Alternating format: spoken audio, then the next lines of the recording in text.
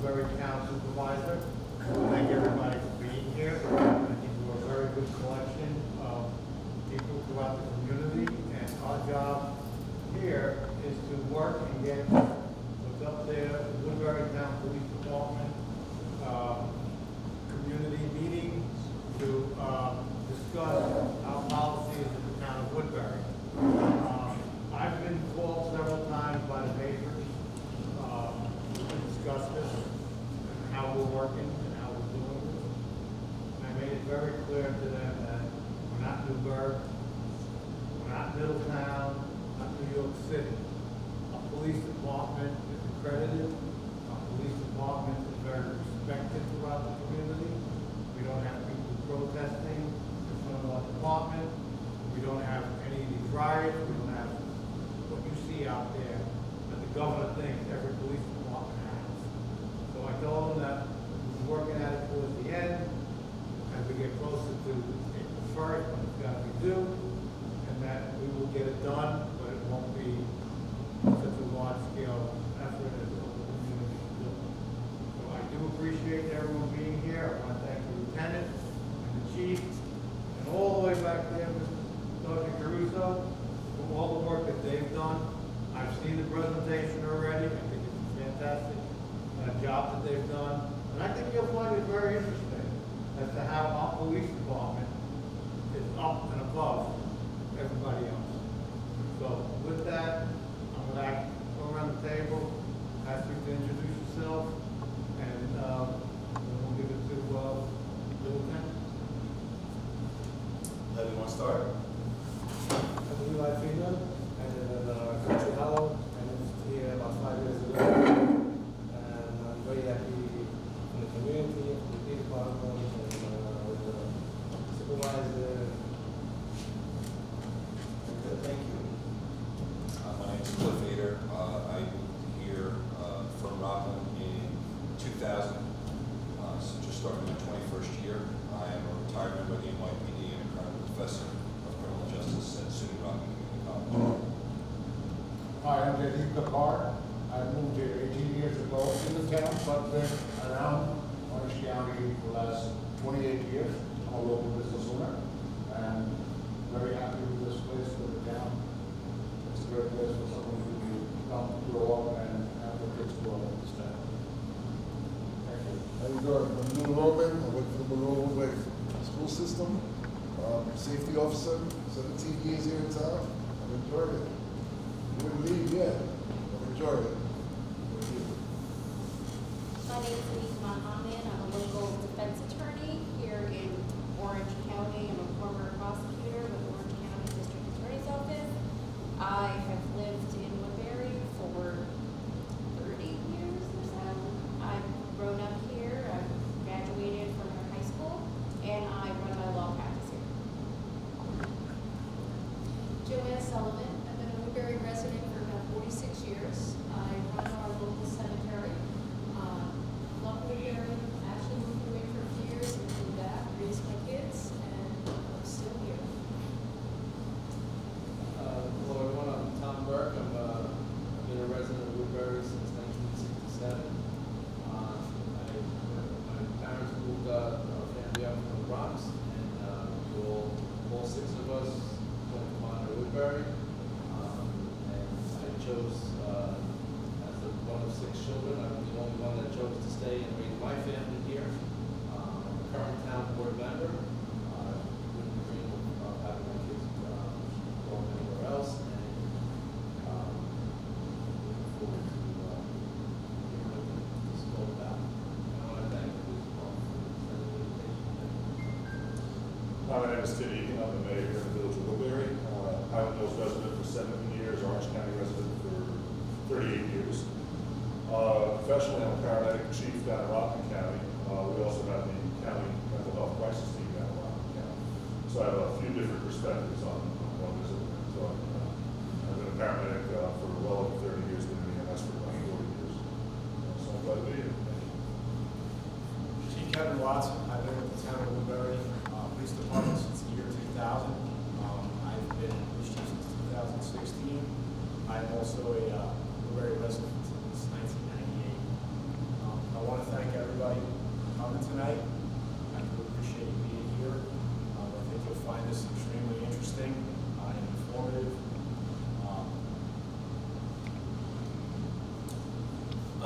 My name is Lieutenant Kevin Phillips. I've been with the Town of Woodbury Police Department since 1996. I started my career in 1994 in the town of Chester. That's where I grew up. I transferred down here in April of '96. Been here ever since. I enjoy working in this town. My brother actually also works in the town, and I know a lot of the community members here, and it's a great place to work and serve, and I enjoy it. I'm Father Joseph Tyrrell. I'm the pastor of St. Patrick's Church on Route 32. I feel like the new kid on the block. I just moved up here in 2016. But I agree with you. I love it up here. So thanks. Okay, we do have Sergeant Caruso, who's been with our police department for quite some time. I don't know the exact amount of years, but how many years? I've been with the Woodbury Police Department for 15 years. I'm also a lifelong resident and happy to be here. Okay, so with that, I'm going to turn the meeting over to Lieutenant Phillips and do a show. Thank you very much, Supervisor Claremont. Well, we're here tonight. We want to give you an in-depth look at the Woodbury Police Department and how we do things. We have a PowerPoint presentation that we're going to go through, so if you need to see anything above my shoulder there, you can follow along in what we're going with. At any time, if anybody has any questions, feel free to do so. We broke this up as, welcoming to the town of Woodbury, and we're going to go through our demographics and how we're made up. The first thing I want to read you is our mission statement from the town of Woodbury. Okay, the principal mission of the Woodbury Police Department is to enforce all laws and ordinances in a fair and impartial manner by preserving the constitutional rights of all persons to live in peace by reducing fear in the community through the prevention of crime, protection against criminal attacks, loss or damage to property, and by preserving order in public places. It is essential that all members of the department remember that in the execution of their duties, they act not for themselves, but for the good of the community. They will respect and protect the rights of individuals and perform all police services with honesty, zeal, courage, discretion, fidelity, and sound judgment without prejudice. The department will at all times work in cooperation with other law enforcement agencies, community agencies, groups, or departments to promote confidence, understanding, trust, and competence from the public to achieve our police objectives. We as police officers are loyal to our leadership and receive the same loyalty in kind. We believe that management must have the full confidence of unswerving loyalty of each of us to function at peak efficiency. We respect, care about, trust, and support each other. We enjoy working together in team effort, take pride in our accomplishments. We are disciplined and reliable. We keep our perspective and sense of humor. We balance our professional lives. We consult with people who will be affected by our decisions. We have a positive can-do attitude. We cultivate the best characteristics, initiative, enthusiasm, patience, competence, compassion, judgment, professionalism, and honesty. And every officer, when they're hired, must know and understand our mission, because that's the basis of what we do to protect and serve the town of Woodbury. Anybody have any questions on that?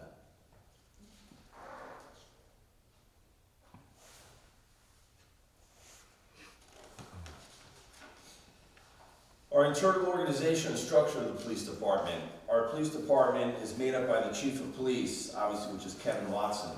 Underneath the chief is myself, Lieutenant Kevin Phillips. And then we have 3 shifts that work in the police department. We have what we call an A line, which is the midnight shift that starts at 11 at night to 7 in the morning. In the police world, we use a military time, so we always like to say 2300 to 0700 hours.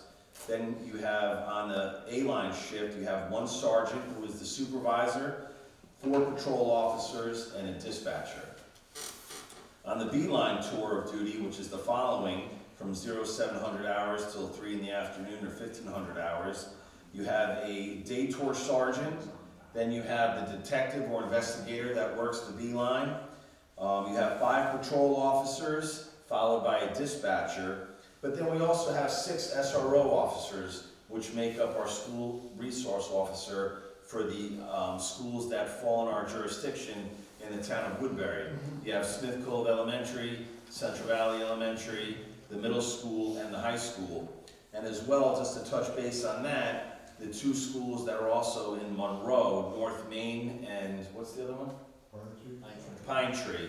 They also have SROs in that school as well, but they're from the Village of Monroe Police Department. Can I just interject for a second? Please. We've had, the last 2 days, town of Woodbury, town board members, along with the Woodbury PD, will be appointing at tomorrow's meeting, 3 provisional sergeants, who will go to school, take a 3-week course, and once they complete that course, we will have 3 more sergeants, because we're down 2 sergeants, but to keep our department strong, and it's always been a very, to my heart, I always want to make sure that the people in this town are protected, and so we will be putting those 3 officers into the school to become sergeants, and once again, we'll be back to full staff. Following the B-line tour of duty, you have the C-line. On the C-line, you have 2 sergeants. You have 5 patrol officers, 1 dispatcher. The reason why we like to, what we call, run a C-line heavy, because that's the busiest time of day for us. This is a working community. Most people during the day are at work, so we have a lot of problems, if you want to call them problems, when people come home, usually 4 or 5 o'clock till about 9 or 10 o'clock. That's the busiest time, the biggest commuting time, and God forbid something happened, most people will not know until they come home from work, so it's just a busy call volume. That's why we run 2 bosses on that tour of duty. But that makes up our tours of duty at the PD. We normally work a 4 and 2 work schedule, which is 4 days on, followed by 2 days off, and we run that 7 days a week, 24 hours a day. How did we get here tonight? I know most of you have a little bit of background of why we're here, but we are here because of Governor Cuomo's Executive Order number 203. Each local government entity which has a police agency operating with police officers defined under 120 of the Criminal Procedure Law must perform a comprehensive review of current police force deployments, strategies, policies, procedures, and practices. Develop a plan to improve such deployments, strategies, police policies, procedures, and practices for the purpose of addressing the particular needs of the community served by such police agency and promote community engagement to foster trust, fairness, and legitimacy, and to address any racial bias or disproportionate policing of communities of color. Each chief executive of such local government shall convene the head of the local police agency and stakeholders in the community to develop such a plan. That's why you guys are here this evening. Which we shall consider evidence-based policing strategies, including but not limited to use of force policies, procedural justice, any studies addressing systematic racial bias or racial justice in policing, implicit bias awareness training, de-escalation training and practices, law enforcement assisted diversion programs, restorative justice practices, community-based outreach and conflict resolution, problem-oriented policing, hotspots policing, focused deterrence, crime prevention through environmental design, violence prevention, reduction interventions, model policies and guidelines by the New York State Municipal Police Training Council and standards promulgated by the New York State Law Enforcement Accreditation Program. Now, as I told you earlier, we are a leader in this county of the Police Enforcement Accreditation Program. We were one of the first agencies in Orange County to become accredited in 1994.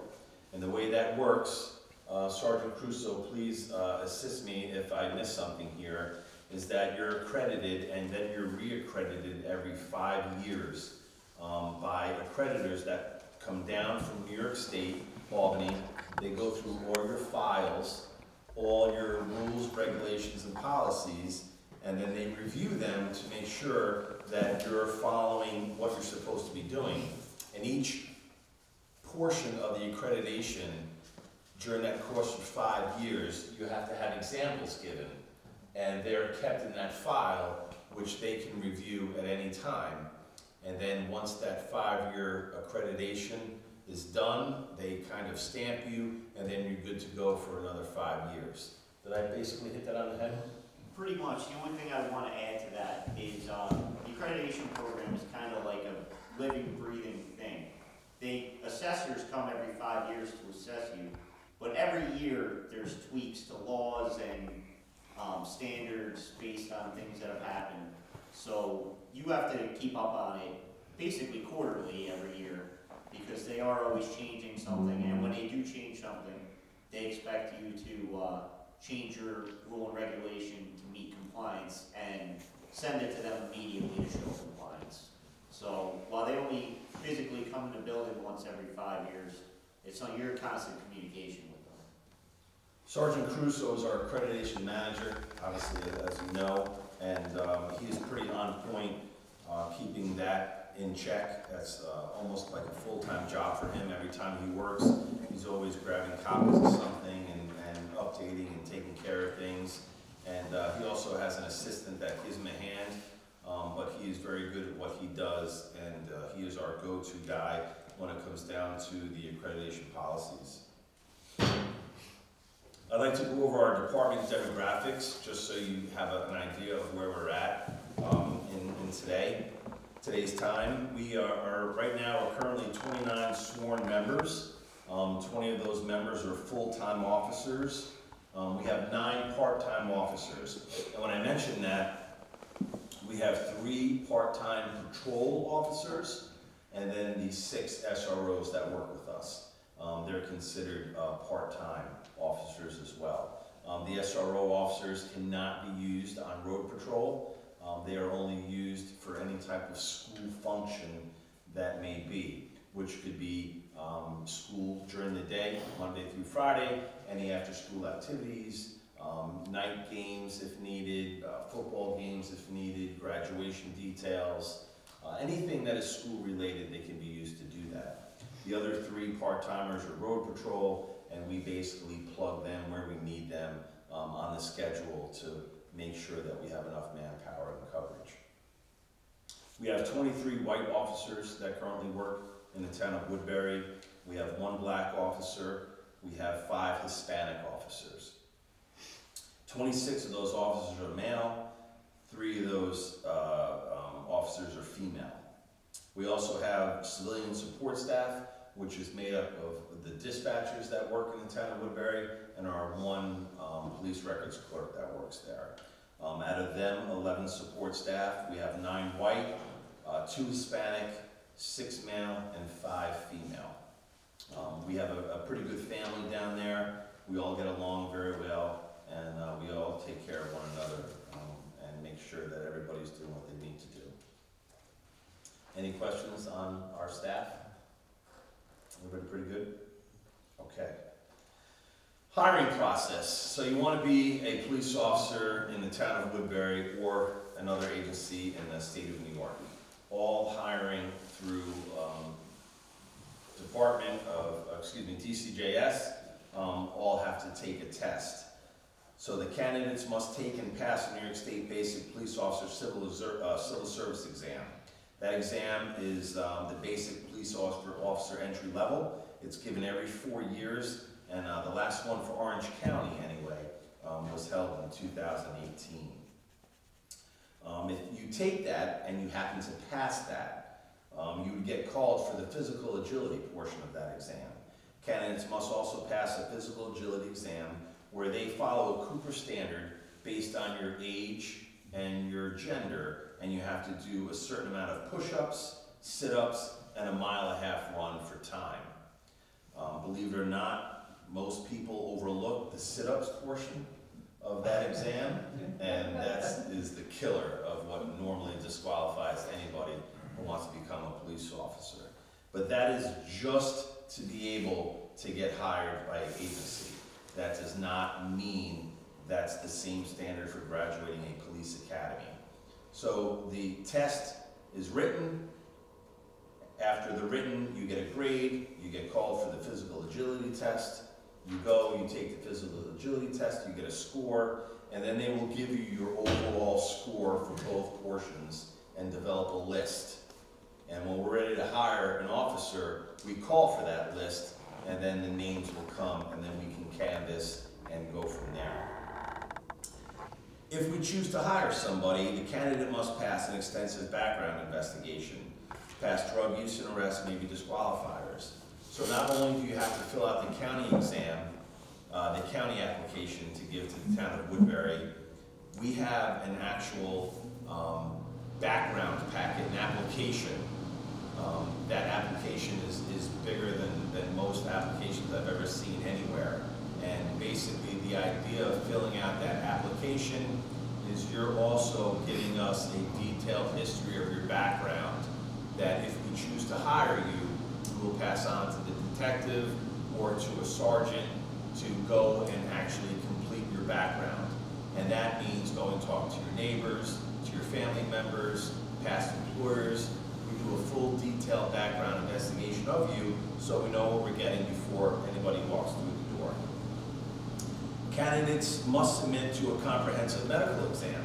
So you have to go and you have to get a full medical exam done by the county to make sure that you're qualified even to be a police officer.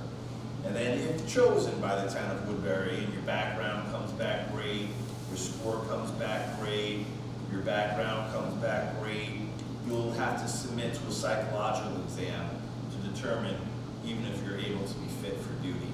So you have to pass a psychological exam, which is done in 2 parts by a psychologist that we use for the police department, and then he will come back with a report given to the chief of police for his eyes only, and he will let us know that if you're qualified to be a police officer here for the town of Woodbury. And if you can get through all that, maybe you might have a chance of getting hired. You also must have a high school diploma or a GED. You have to take 60 college, or you must have 60 college credits. 30 college credits must be certified as a police officer and have prior military service of at least 2 years. So in order even to sit down and take that exam, you have to have 60 college credits or 30 plus military if possible. It has to be part of an honorable discharge. You have to be 21 years old at the time of hire, less than 35 years of age. You can be 19 years old to take and sit for the exam. And then military service obviously can also extend that age period above 35 to be hired, as long as that military service was completed before you get sat down and applied to take the exam. So that's what you have to do in order to even become, or even have a chance or an opportunity to become a police officer in the state of New York. I'd like to make a comment. Many times at town board meetings, we have board members and police, we get questioned as to why do you not have such a diversified police department? We cannot just go out and hire who you are. You have to follow exactly what the Lieutenant Phillips just read to us. And our hands are tied. We have to go by top 3 candidates that are on the list. And then it goes from there. So it's not that we don't want to pick a diversified police department. In fact, I think we are pretty diversified to begin with. But our hands are tied to the way the state mandates that we hire police officers. We're not New York City where they have quota systems for the state, et cetera, We are on, and all police departments are basically, that go off the county list, are limited to how we can hire police officers. One of the nice things about the town of Woodbury, and this goes to credit to the chief of police, is that when we are hiring, we do not have to go out and canvass people. We're lucky enough to be such a good agency. I don't want to sound arrogant that this is the greatest place to work. It's utopia. It's not, but it's run very, very well. The chief has picked a great administration to work with him, and we do such a great job that it's known that this is a place to come and work. Most people that come here never leave until retirement. I can count on one hand the amount of people that have come here and left. And if they did that, it was to go to Rockland. Bigger agencies, bigger money. But the one thing that's great about here is that when I got hired in 1996, most people hired at that time were law enforcement driven, but military backgrounds. You don't see that nowadays, especially with what we like to call, use the term millennial. There's not a lot of applicants out there that have military experience. People seem to be shifting away from that. But to credit for the town of Woodbury, we interviewed 13 candidates for sergeant positions today. Out of 13 people that work in the town of Woodbury that wanted to be promoted to sergeant, 13 of them had bachelor's and/or master's degrees. So it's pretty amazing of somebody going to college where back in the day to be a cop was, hey, I want to be a cop or fireman because it's a civil service job. Law enforcement today is a profession. It's not just the civil service job like it used to be.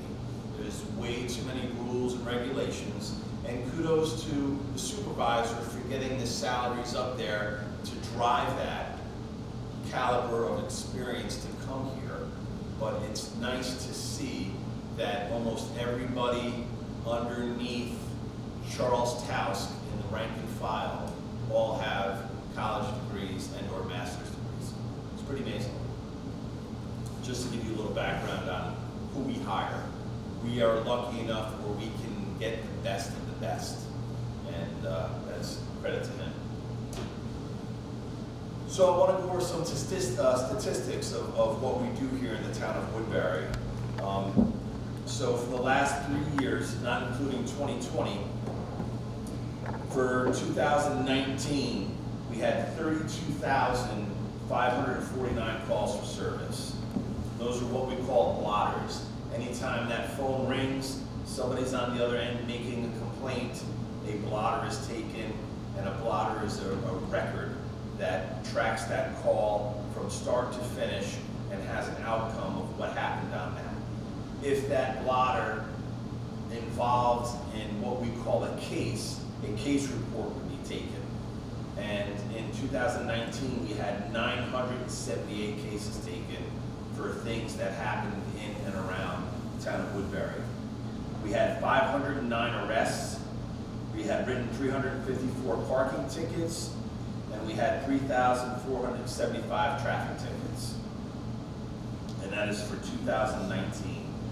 2018, 32,114 calls for service, 975 cases, 540 arrests, 363 parking tickets, 3,549 traffic tickets were written, and 17, which gives you a synopsis of the 3 years, 27,685 calls for service, 865 cases, 441 arrests, 309 parking tickets, 2,768 traffic tickets were done and completed in the town of Woodbury. Now somebody might say, 509 arrests, that seems a lot for Highland Mills or Central Valley. But you have to understand, that's also part of the Woodbury Commons. We have a lot of activity that takes place down there.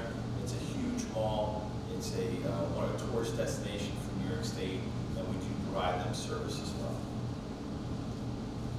In case anybody on the panel is wondering why we don't have the 2020 statistics up there, it's because when we were developing the program, we were still in the calendar year 2020, so obviously the statistics haven't been finished at that point. We will have those statistics, and we will be putting them on the police website so we can see exactly what happened. Of course, the COVID pandemic changed things with the mall not being open and with people staying home and not traveling. obviously we're a lot less, but with things getting back to normal, we'll probably be right in this same range. Now, when we get a call for service as a blotter entry, depending on time of day or when it happens, the officer will respond. I was talking about our civilian staff, we have 24/7 coverage for dispatch. So if you call 911, we happen to be called a secondary PSAP, which works for the county. That 911 call will go to the county, and if it's a 911 call for Central Valley Highland Mills, they send that right down to our dispatch. Dispatch will handle it, take care of it, take the call, get your information, what's wrong, what's going on, where you at, how you doing, okay, someone's coming. And they'll put that out.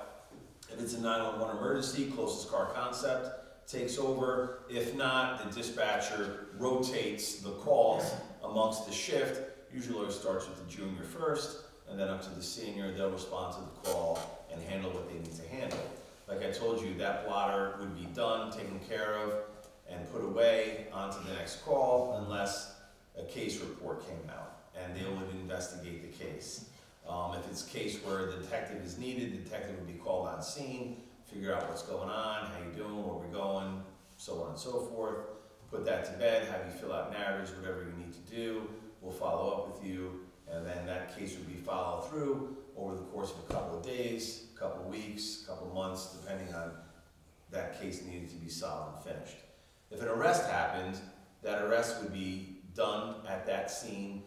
The person would be obviously placed in handcuffs if needed, put in the back of the police car, brought back to the police department.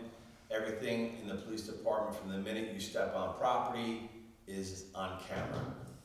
That whole police department is on camera. So now the district attorney requires, I don't know if Anika would want to touch on this, if she remembers, that everything with bail reform and reform to policing through the district attorney's office has to be turned over to the prosecutor/defense. So all our videotapes and everything, when someone's in custody, has to be sent up to the DA's office. Is that fair to say? Yes, it comes out of Article 245, that's the discovery reform, that also went into effect January of 2020, that requires everything be turned over within 15 days to the defense. So now, from 2 years ago, when we were able to have a regular arrest take effect, and we would have time to do all these things, now we have to turn over phone calls, radio transmissions, and all video. So that's why we have everything on camera, so we can keep track of you where you walk in the police department. And then if that person's brought back, they're put through whatever they need to be put through, fingerprints photographed, issued an appearance ticket, and then somebody would come down and pick them up, or we would bring them back to wherever they need to go. But for something that was easy, now takes monumental time and effort, because we just can't have everybody in the police department have access to audio. We can't have everybody in the police department have access to video, because it needs to be secure, it needs to be accounted for. So that's either done by myself or another supervisor or the chief of police. And we're in charge of making sure that those audio tapes and videotapes need to go where they need to go. So it's a very long process, thanks to the whole bail reform that just kind of took a 5-minute arrest and drug it out to a 3-hour arrest. So it's time consuming. And the reason why I'm telling you that, because everything that you do now involves a lot of manpower, okay? Because it just, like I said, something that was easy, done and over with, just got drawn out and made it that much longer. But we're managing, and it's going good. You might want to also mention that we dispatch for Harriman. We do. Our police department, our dispatchers also dispatch for the village of Harriman. We act as their police dispatch, and our dispatchers also dispatch for EMS and fire when needed.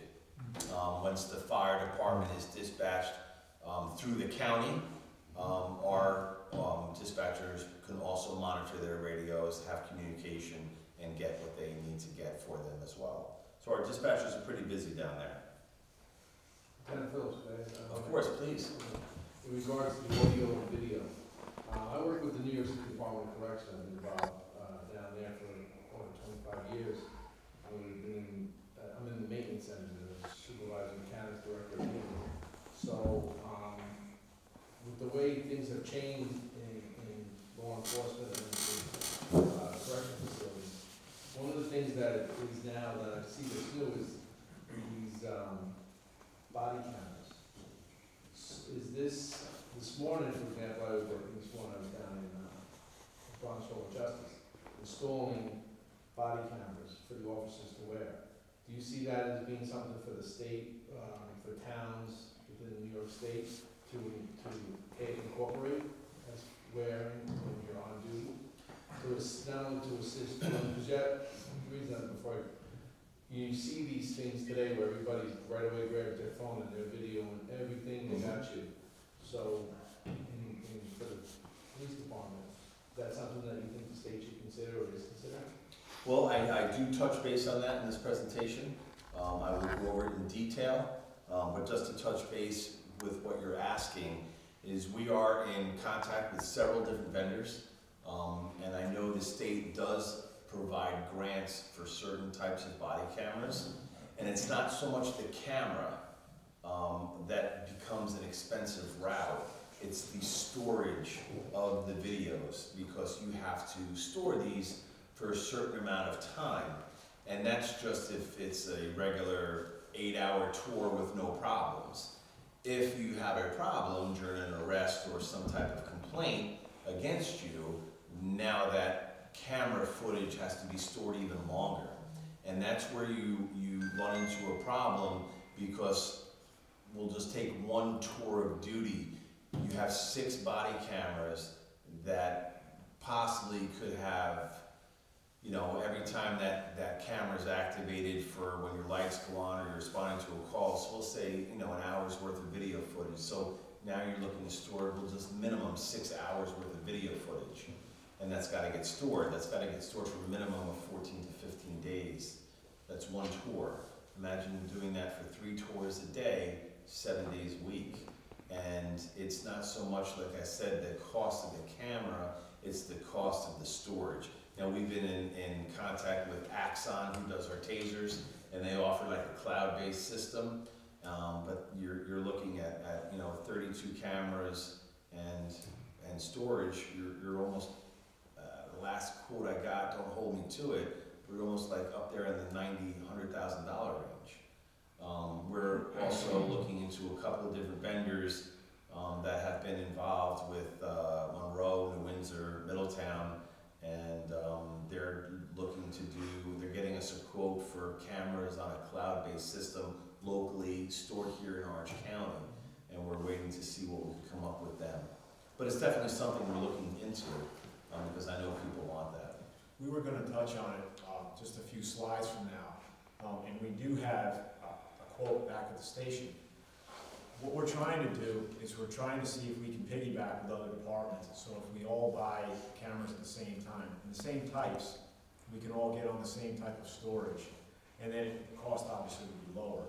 If you take a program that's gonna initially cost the town $100,000, that's not something that has been budgeted for in this calendar year. So that's something that we need to have those exact numbers, so we can come back, supervisor and yourself, and say, hey, look, this is what we have, and this is for the program. So that's where we're at with it. We actually do have a quote. We actually got one just 2 days ago, but it was for a different type of system, and we want to make sure that whatever we get, we're going to get what is best to protect the department, protect the municipality, and also be transparent for the public.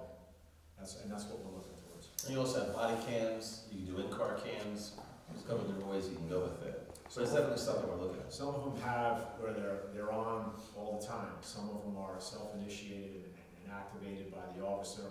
Again, you get into situations where you want to make sure that the camera is always going to be on, you know, when we need it. And you know, we don't want to miss any of the footage. A lot of times, the footage that's missed is what tells the story, as opposed to what you see on the media and everything else. So we're still researching this. It's been a daunting task, but we're getting close.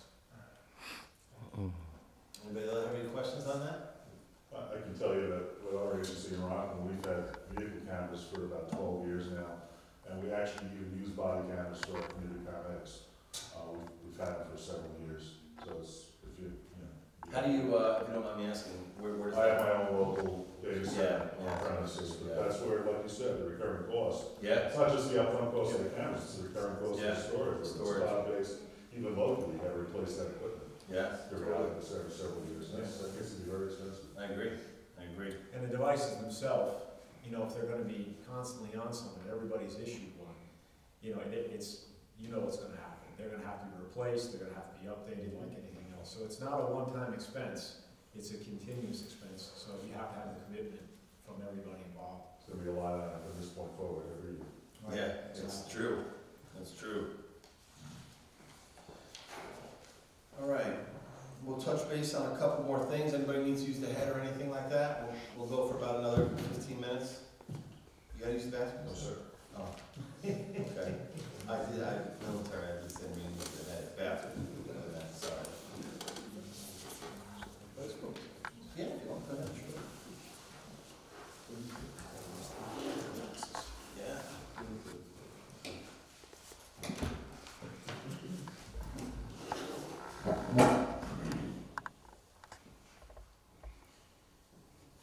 Okay, you have a right to know, in the next section, Woodbury Police Department's policy requires all officers must provide their name and shield number to any person that's requesting that information. All uniform officers must also display their name tag and shield on their outermost garment, excluding raincoats.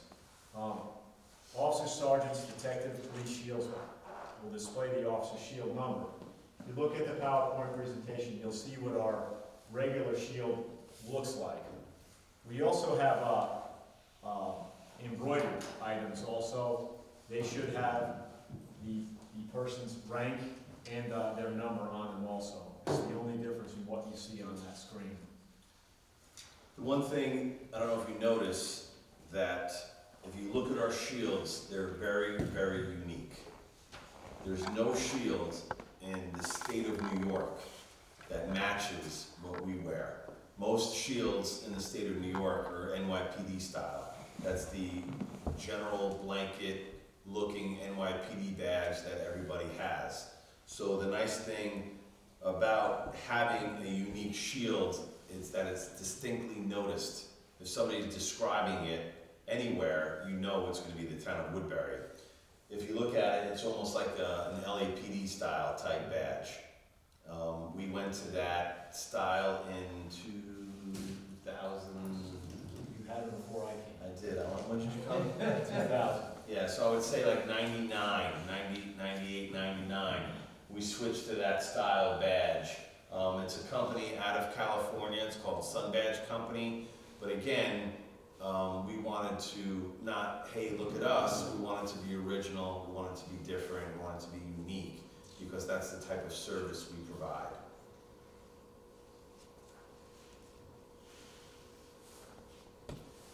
Mandatory internal investigations. All supervisors must investigate any of the following incidents: injuries to persons in police custody, injuries to a third party as a result of police action, includes any injury or alleged injury associated with the use of force, injuries to officers, officer-involved motor vehicle accidents, multi-layered system of review for all investigations, where it goes from the sergeant to the lieutenant to myself, and then if need be, to the police commission. All personnel complaints are accepted and fully investigated. Complaints can be made in person, online, via our website now, or over the telephone.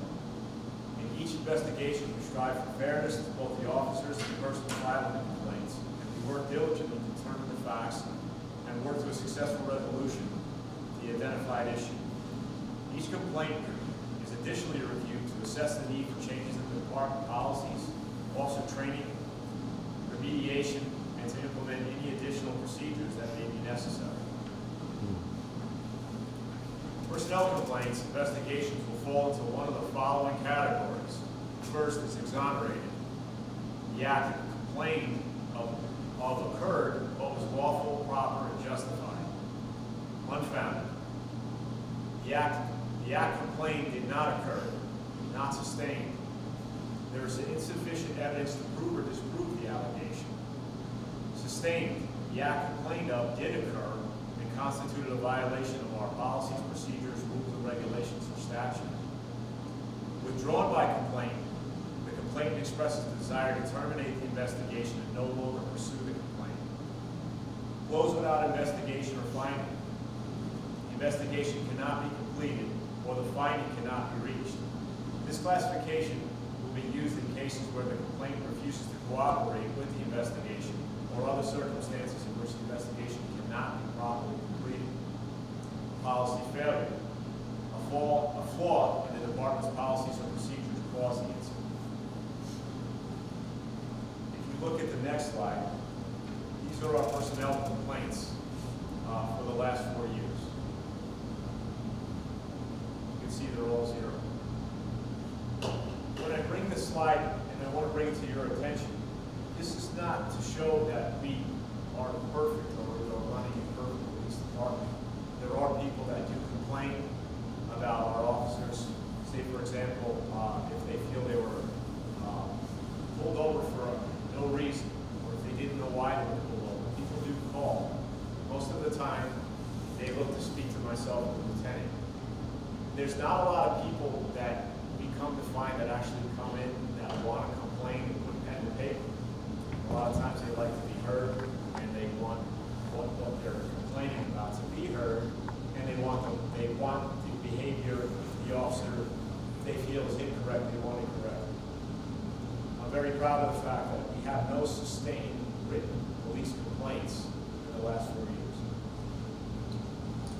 One of the other things too is we try to teach from when somebody first gets hired, especially through our FTO program, that they're going to have the luxury where no one's going to call on the telephone to say, hey, how's your day going? I'm going to bring you a cup of coffee. People don't do that with police. You always are getting calls when someone is having a bad day. And that's the way you have to go in to handle the complaint, that you're there to help somebody that is having a bad day already. One of the things we also strive to is our residents are the people that we need to take care of. You know, so if you're responding to somebody who lives in town, you pull somebody over, there's that beautiful word that we like to call the use of discretion. And you need to talk to these people, understand why they're having a bad day, and take that into consideration before doing anything, because our job is to obviously there to help and make your day better. So we really strive for that, to get them out into the community and to have that understanding, and it really goes a long way in making things different for the public that we serve. And I think that's why you see that reflection. Oh man, here we are. We'll go over this last thing real quick that Tom brought up about body cameras. Again, with anything else, our agency is currently evaluating body camera programs. Expect to speak with vendors over the next several months. Obviously, we have done that. We have 3 that we're interested in, and 3 that we are going to probably try to get some type of demonstration from. Many advantages. Provides objective video footage of an incident from the officer and civilian perspective. It can increase the agency transparency and increase the officer accountability. It can reduce personnel complaints. It enhances the safety of the public and police. It may help de-escalate confrontations as both the officer and civilian know that they're being recorded. It can protect against false allegations of police misconduct and provides an opportunity for training and supervisory review of the officer's actions. So like I said, when somebody has a body camera on, at the end of the shift, they come back to the station, that camera is turned over to a supervisor, and then that camera is downloaded and stored. So where the officer cannot mess with the film footage at all, it's all done through a supervisor. But as with advantages, you always have disadvantages. Some of the disadvantages that come to mind are privacy concerns when recording victims, witnesses, suspects, and children in vulnerable situations. Because then now that video camera becomes part of evidence, and it can be seen and viewed by many different people. Substantial expense, which we talked about, associated with purchasing cameras, storing data, managing footage, redacting sensitive information, and additional strains on staffing. Additional strains on staffing, meaning that someone has to be now responsible for this. And basically, it's another set of things we're gonna have to download, upload, store, manage, clear. It's a lot of time. It's very time consuming, very, very time consuming. Physical and mental health issues associated with officers' continuous scrutiny. Nobody ever remembers, again, God forbid, an officer has to have that deed and take someone's life. It's very traumatizing. You know, it's not only traumatizing to the victim's family, it's also traumatizing to the officer and the officer's family. And if it happens to be somewhere where it's being made public and it becomes part of the news and the media, and it's shown over and over and over and over, that takes a toll on the police officer. And if that police officer is justified in everything that he's doing, it could go either way. And, you know, unfortunately, the amount of officers that take their own lives is too high. And I wish we could curb that, but that's something to think about as well. Limitations posed by camera field of view and the failure of officers to activate the camera during high stress. Chief touched on that before. It never fails. Murphy always shows his head. And when you go to look for that footage is not there because something happened to the camera or the officer got out too quick and never turned the camera on. And then, if that's the case, what does people think? Suspicious. He's hiding something. It may limit cooperation from victims, witnesses, and suspects. And misconceptions that body cameras improve community relations or reduce use of force. The only thing I could kind of be honest with you is that when somebody knows they're being filmed, they always act different. And if everybody knows that we have body cameras, the bad guys that we're trying to take care of or do things with always act different on camera. To get the old muscles working and knowing that they're being filmed, things can go a completely different direction than if they weren't being filmed and we could just talk them down and end it the way we need to end it.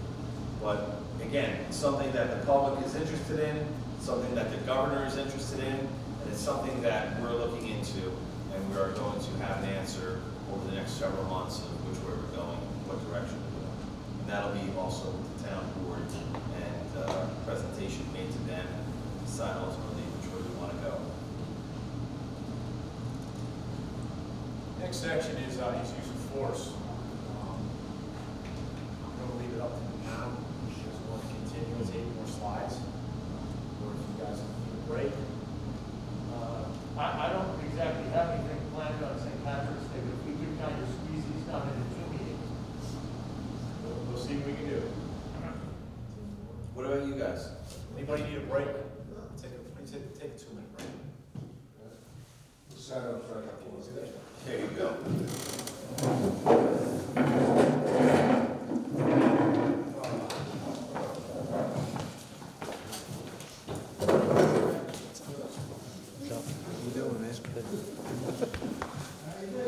Very serious. It's a hell of a job. He was very serious. This serious stuff.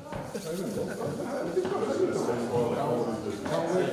Picture the light. See you guys. Mine do all remote, so both of them will be back after the summer. No, my wife, I'm at work. Don't start yawning. You're the first.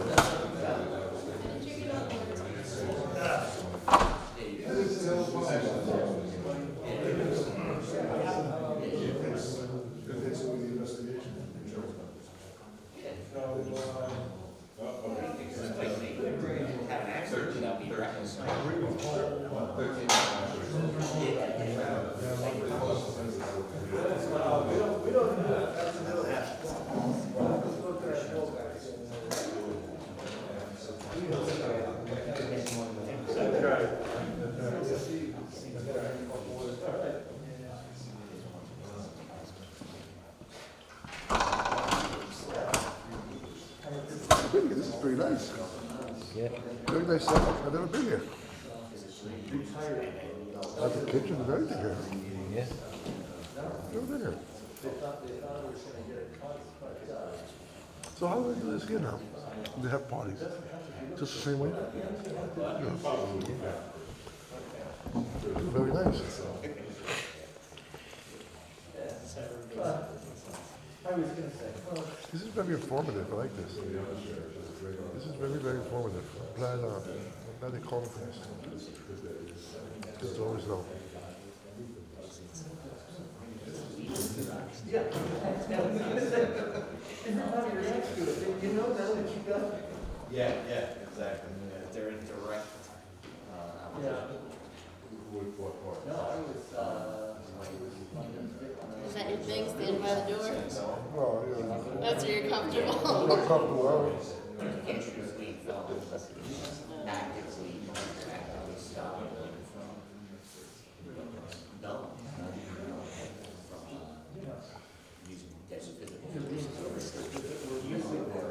we're losing some.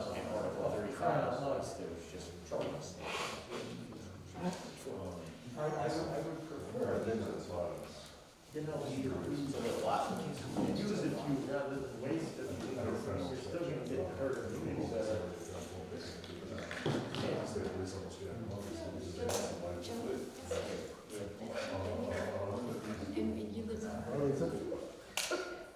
Thank you. But it was a good class, it was a good combination of power, focus, and discussion. Lou, when are they gonna open up?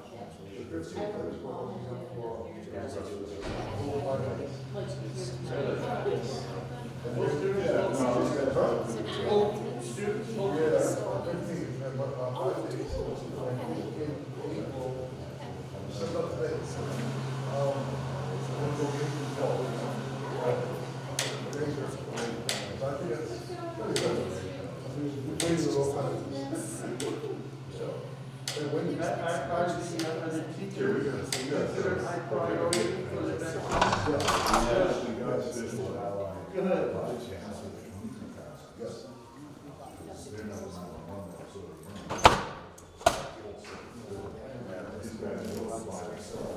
oh, yeah.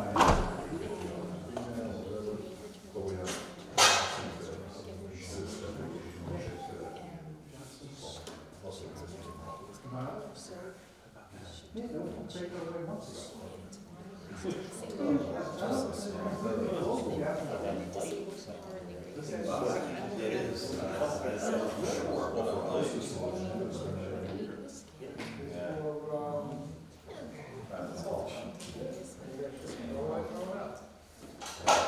All right, you guys want to get back? We'll run through this and we'll stop after use of force and call it a night.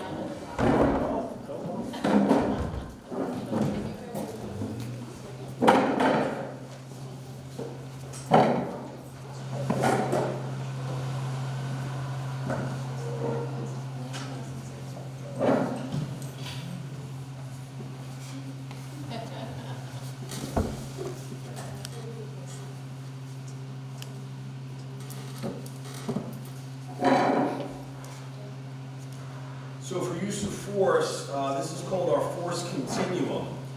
This is part of our policy procedures. Again, accreditation comes in, looks at this, and this meets everything within the New York State standards of how our policies and procedures go with the use of force. This is a matrix. It's called a force continuum matrix. And just to give you guys a little bit of background of how this works, where some of the public, when they see use of force, they think you have to start at the bottom and then work your way to the top and go through every piece of material on your body that you have for use of force before you draw your weapon and God forbid, have to fire your weapon. But as you can see, it doesn't work that way.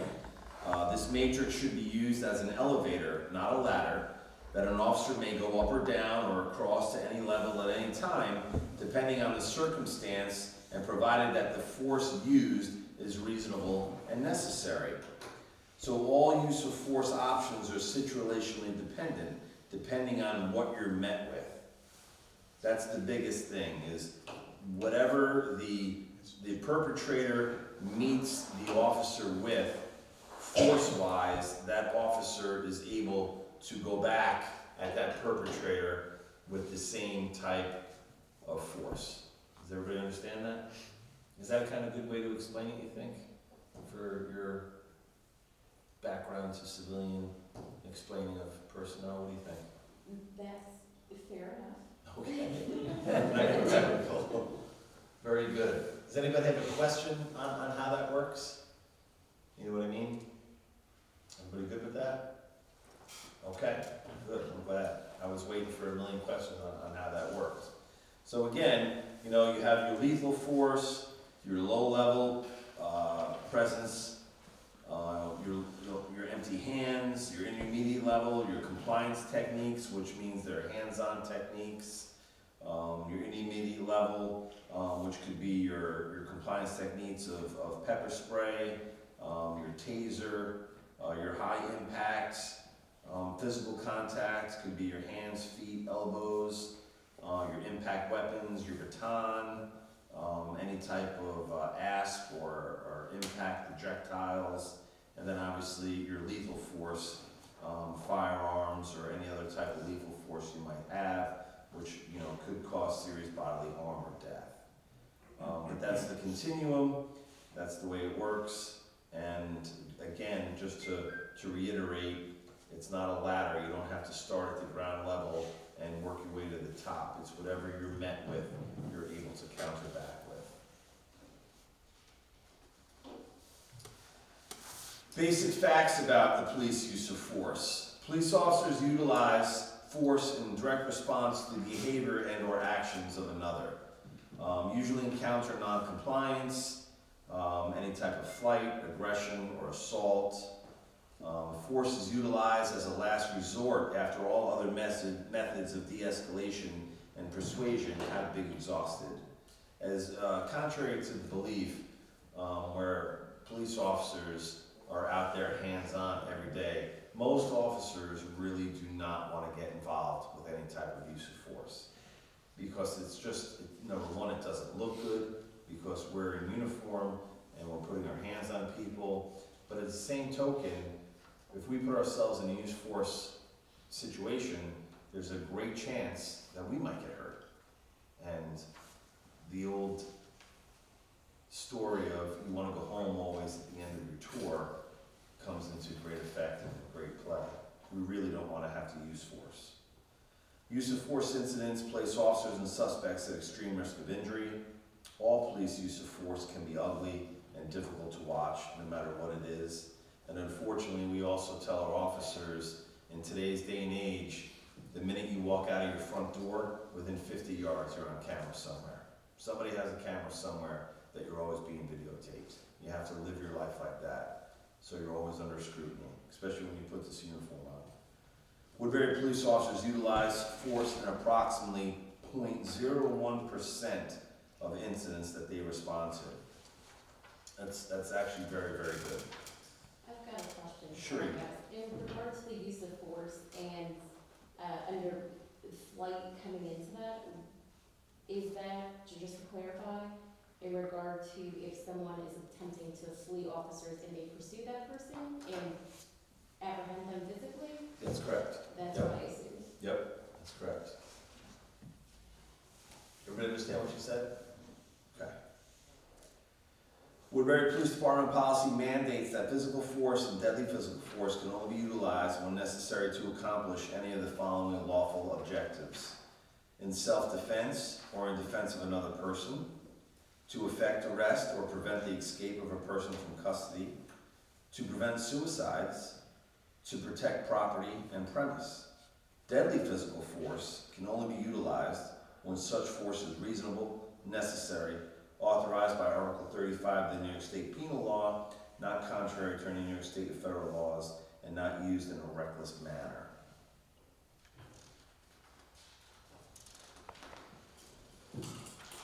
Additional considerations for the police use of force. Warning shots are not authorized via the Woodbury Police Department policy because of the inherent dangers associated with discharging a firearm in an urban environment.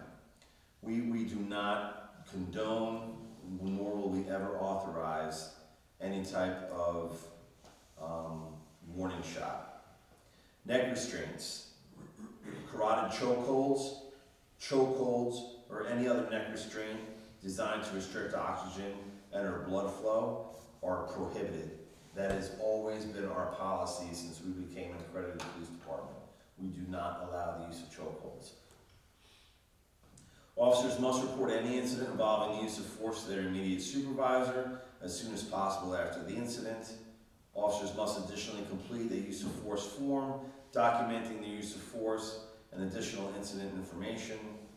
Any officer who witnesses the use of force shall advise their supervisor and submit a supplemental report to the incident's complaint report. So that means, like, if we're out on an incident and we'll say the three of us are together and Kevin gets in a use of force situation, I assisted and Sergeant Crusoe assisted.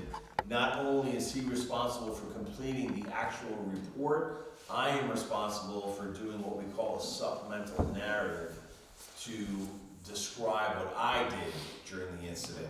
And then Chris would be able to do the same thing, and anybody else that was involved. So on one case, you might have 5 or 6 supplemental narratives describing what each officer did. It just makes for better accountability. Officers must report any incident involving the discharge of a firearm, whether on duty or off duty, to the shift supervisor as soon as possible after the incident. So that's obviously another form that we have to fill out if you discharge your firearm, whether on duty or off duty. And you have to give it to the supervisor that is currently working. And if you turn the next page, it just goes over the use of force. We were able to narrow this down for 2020, that's why we put it in there. The total arrests for 2020 were only 164. Obviously, that took a big hit because of COVID-related situations. We had absolutely no accountability for use of force. No accounts of use of force for 2020. If you go to 2019, we had 3 incidents which force was utilized. We had 515 arrests in 2019. We had 2 males and 1 female that force was used against. We had 2 white subjects, 1 black subject, 1 Hispanic. 2 of those people were non-Hispanic. 1 age range was between the age of 10 and 19.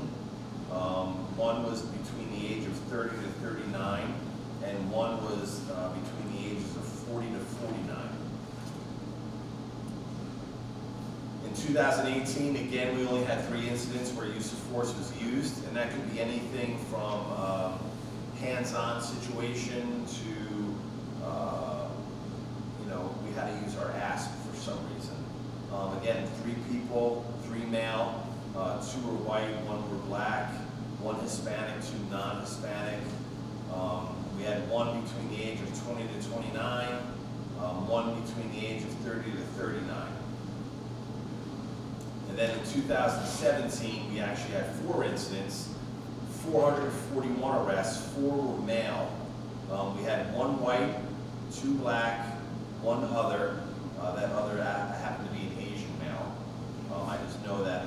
You'll understand why I know that in a second. None were Hispanic, 4 were non-Hispanic. We had 2 between the age of 20 to 29, 1 between the age of 30 to 39. And the reason why I know that, because as you can see, 1 was 60 and older. So usually when somebody over the age of 60 is coming at you with use of force, it tends to stand in your brain. And that was the Asian male, who was actually 64 years of age. So that was our use of force for 2017. That is the use of force segment. If anybody has any questions on our use of force policies or what we have, what's in our collection of tricks, if you will, we do have the capability of a lot of less lethal use of force that's at our disposal. The last thing anybody wants to have do, as I said earlier, is to display your weapon because once that weapon is taken out of the holster, it's never a good thing, and there's always a chance that an innocent could fall victim somewhere along the line. And plus, once you take that out, you just completely escalate right to the top level if you don't need to be. We do bring a lot of different use of non-less lethal tools out on patrol with us. If we ever get into that situation where that is needed, we have everything from pepper spray to our tasers, to bean bags that we can use, rubber bullets that we use. We carry an assortment of different types of gas if needed, to smoke, you name it, we have it. We have a pretty good different supply of what we can put out on the road for patrol, and we try to take all that into accountability. If we need to use it, I'd rather use that than have to use any type of lethal force. That's it? Nothing else? We do. We have 2 canines. Yep. They don't count as officers, so like if you had to, let your canine out, the rest of the. Yes. That would go, that would account for the handler. The handler and the canine are a team. They go everywhere together. That canine would never be deployed anywhere without its handler. So we have 2 canines. One is with Officer Correa and one is with Officer Sinclair. Officer Correa has canine Nika and Officer Sinclair has canine Zeke. They come in a pair. So if any type of deployment was put out with the use of that canine, that officer is responsible for reports and such, would make the proper paperwork needed to write that up and effect that arrest. Yes, it is. Yep. I find it amazing how when that dog comes out, you really don't need to show force. That's why it does make a difference, just employee that's use of force, or does. We have, well, they have, they're called dual purpose dogs. What I mean by dual purpose is their main function is bomb detection. So they are certified to look for any type of bomb that possibly could be used. Obviously, their nose are fantastic. They're trained for different scents, from black powder to nitroglycerine. Then the other patrol, Abby, the other dual certification is patrol.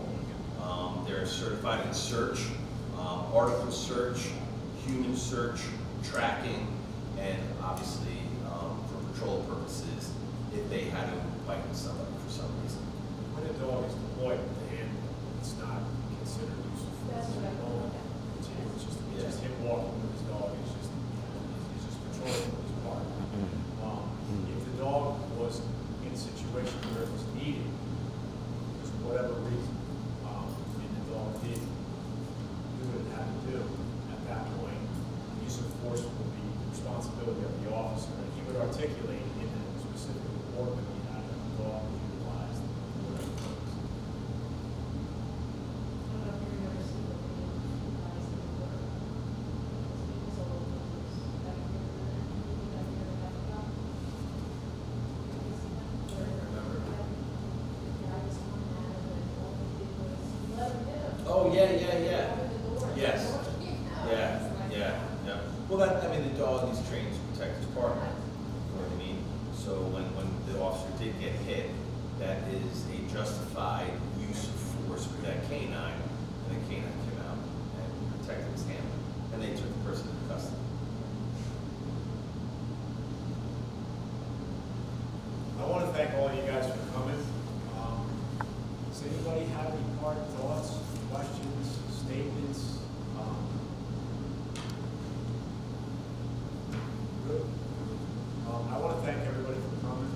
I look forward to continuing this next week. Again, as I had stated in the beginning, we try to follow the rules and regulations according to accreditation. We're looking forward to the police reform and prevention collaborative.